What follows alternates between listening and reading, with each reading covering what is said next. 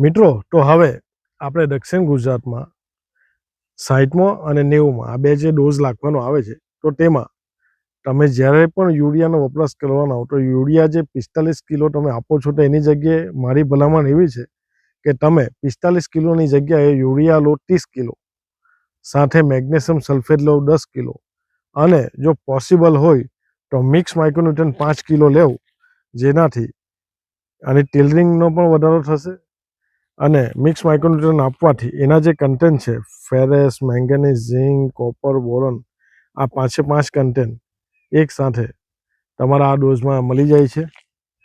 આ તમે બેગ જોઈ શકો તો લગભગ તમે જે 45 કિલો યુરિયા વાપરો છો એની જગ્યાએ આ જ રીતે 45 કિલોનો ડોઝ તમે વાપરશો તો સૌથી સારું રિઝલ્ટ તમને જોવા મળશે.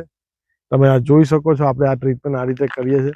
તો મારા વાલા ભાઈઓને મારો ખૂબ આગ્રહ છે કે આ રીતે તમે તમારા જે ડોઝ છે તો તેમાં જે યુરિયાનો જે વપરાશ કરો છો તે યુરિયાની જગ્યાએ આ રીતે વપરાશ કરો.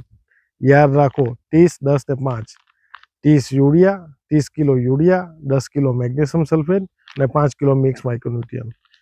ને પછી ફોસ્ફરસ ને પોટાશ તમે જે અલગથી આપતા હો તે અમારા જોડે મિક્સ કરીને, હા પણ ધ્યાન રાખવું કે આને જ્યારે પણ આપણે મિક્સ કરીએ છીએ તો મિક્સ કરીને તરત નાખવાનું રહેશે, કેમ કે એ પછી ઓગળવાના ચાન્સ રહેશે.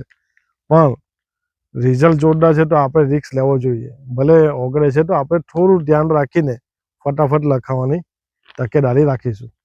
Thank you.